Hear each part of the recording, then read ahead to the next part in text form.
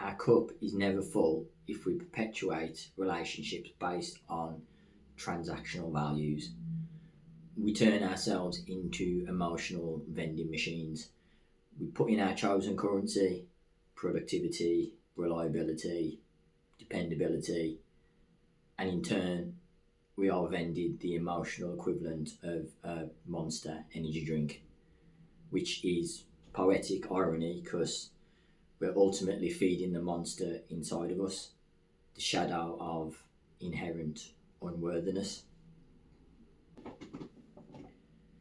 This is just a thought, but what if we could use neuroplasticity to transmute our dysfunctional people pleasing tendencies and turn them into something that's functional and healthy for ourselves and everybody in our lives? So, if you're a people pleaser or a former people pleaser like myself, this video is for you. I'm going to help you understand a little bit about the pathology of people pleasing and why it's a toxic trap, and the binding chains of duty that are keeping you stuck in your life. Now, I'm off work today because I'm ill, as you can probably tell, but I wanted to make this video today because it kind of ties in with the things I want to talk about. So it's a good opportunity to practice what I preach. Now, if you're a people pleaser, traits such as productivity and reliability and dependability and usefulness, they are toxic for ourselves. Now, those traits aren't inherently toxic, but like everything else in an unbalanced ratio, they become toxic to us. And it's our relationship to those traits that is toxic. The intention behind why we are productive and reliable, why we're dependable and useful. You know, I always used to pride myself on never having sick days off work. I went a 4-year streak without having any sick days, and that's not to say I was never sick. It's just that I went to work sick. You know, I dragged my carcass through the day, like a lot of people do. You know, I'm not special in that regard. But for me, though, it wasn't necessarily about, it wasn't a necessity per se. When I self-reflect on those times, the reason I did that is because I wanted to be that guy, you know, the indestructible, super dependable, never let anybody down, you know, a lot of ego, pride, and ultimately insecurity, really. And I'll go into why that's the case a bit later on. But I mean, even now I'm a little bit annoyed that I'm sick today because it's Wednesday today, and it's March on Sunday, and I would have gone the whole of winter without getting ill. So that's a little bit annoying, but it's stemming from a healthier place now, because I try to take good care of myself these days, and I kind of measure my success in the amount of times I get sick. So rightly or wrongly, but yeah, I haven't been sick in ages, and I was kind of ready to pin that badge on my lapel of a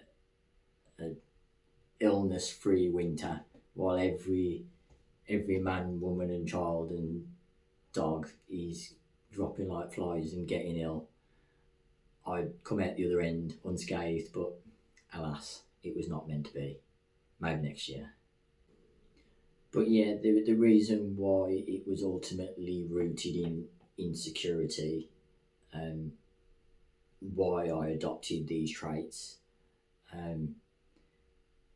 I I learned from an early age to be the one who's, you know, productive and reliable, and the one nobody has to worry about, the one who never asks for help, the one who never needs any help.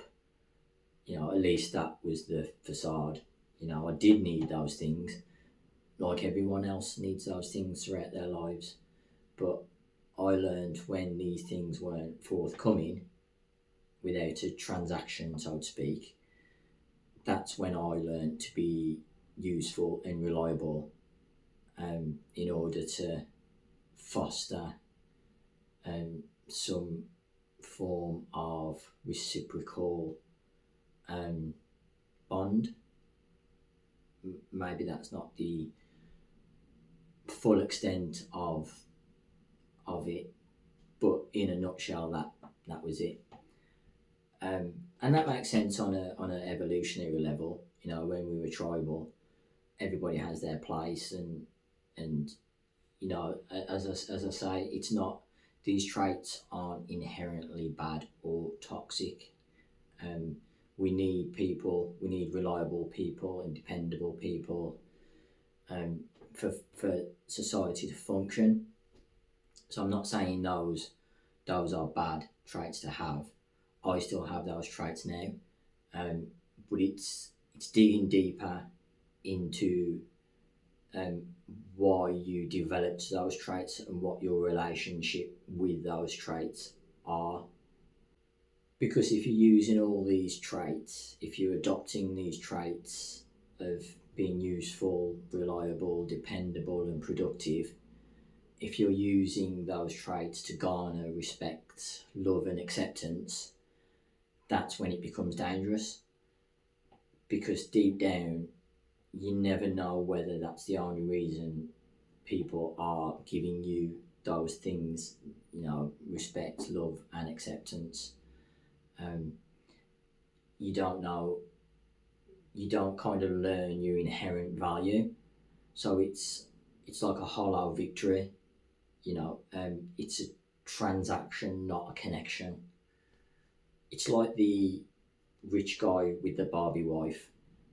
He never truly knows if she's with him just for the money or if she loves him for him. If he led with the money, if that's how he attracted her,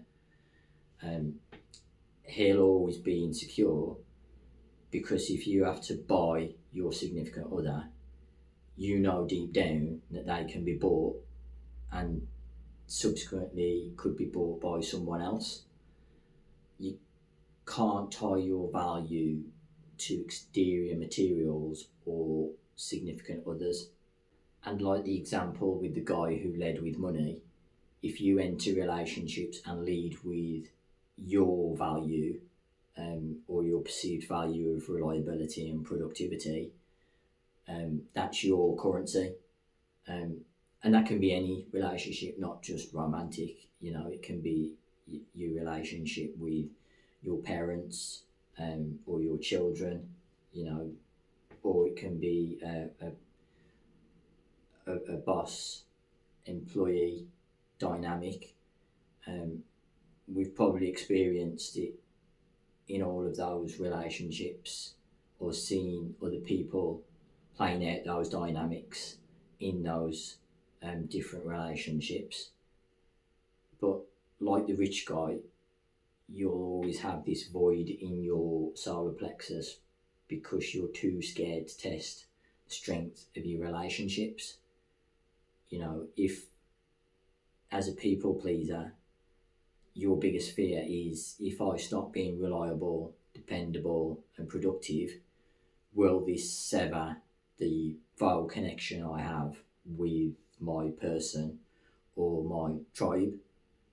And deep down, it's a foul connection, but any connection is better than no connection.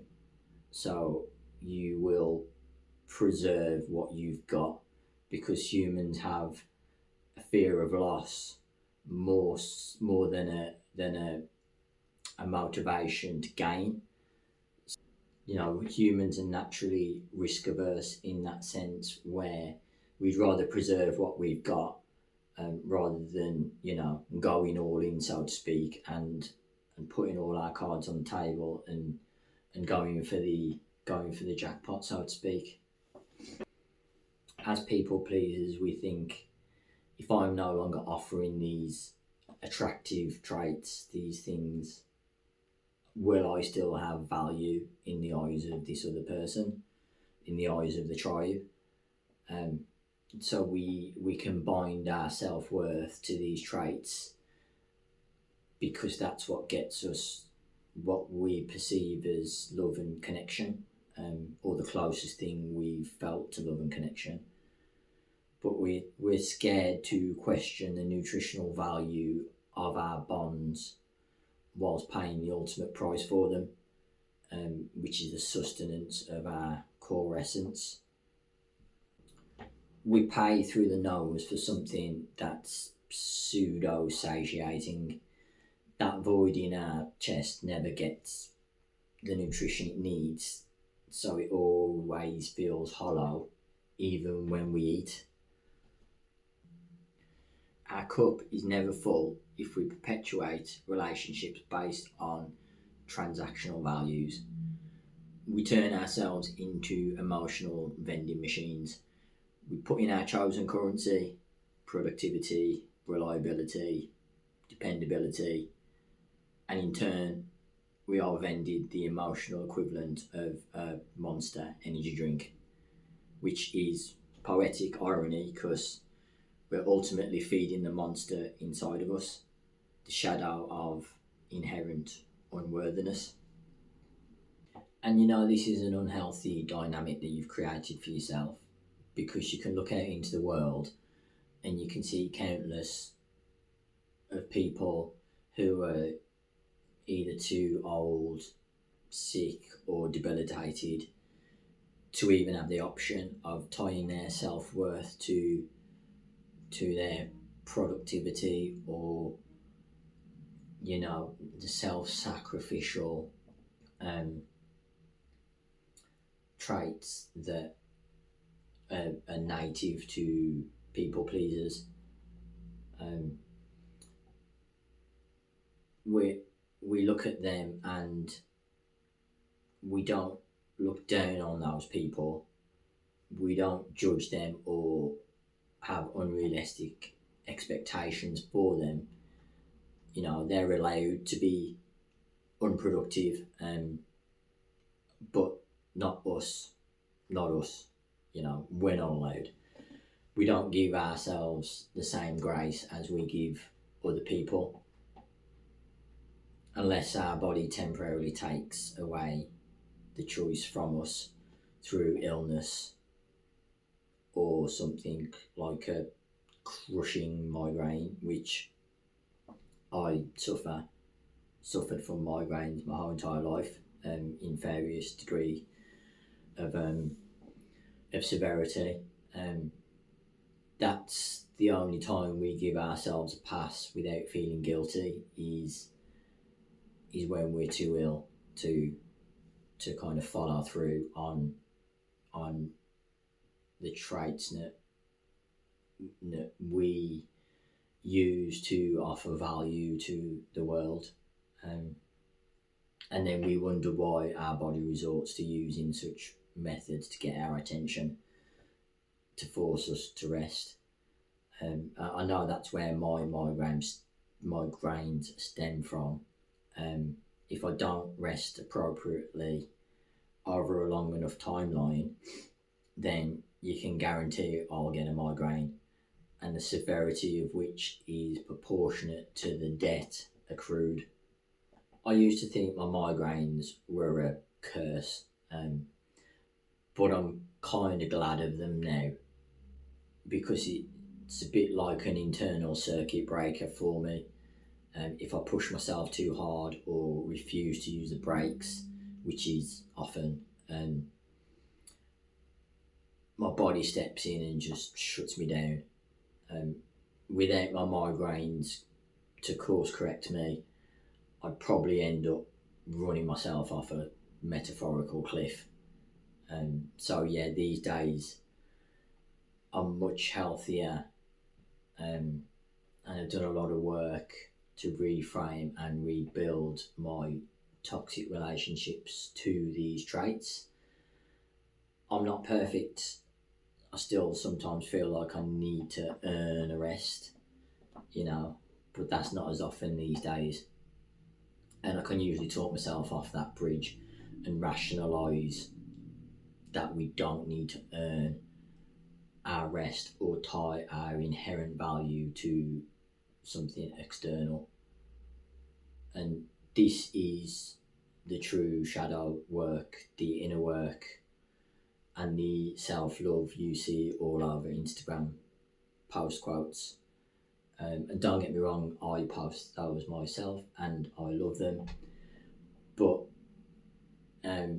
this is the ugly side, elbows in the mud, the shadow work you need to do in order to have any substance behind your fancy quotes and witty, whimsical IG posts. Now, I'm not throwing any shade on my tribe because I know they're the real ones, the real ones who will see this video. But I think a lot of what we see online from others in the world is performative spirituality, performative growth. But that's social media in a nutshell, isn't it? Performative personas and bad actors without any real substance or depth for the most part. But I digress. We all know what social media is at this point. I'm just over here trying to keep it real. Sitting here in my dressing gown, ill as fuck. Just trying to convey some integrated lessons while simultaneously using exposure therapy to heal my visibility wounds. That was a bit of a word salad, I know, but if you got this far, you are a fully fledged member of my flock. You're a fully fledged crow. You're an accomplice to my murder. So yeah, if you did get this far, thank you for listening. Drop a comment below. Let me know that you got to the end of the video by using a emoji. Use like a crow or a knife or that little ghost emoji or something like that. Just to let me know, and you got to the end of the video. Birds of a feather flock together, as they say. So we a flock. We a flock. So until next time, take care of yourselves. Thanks for listening. I'm going for a nap. Peace.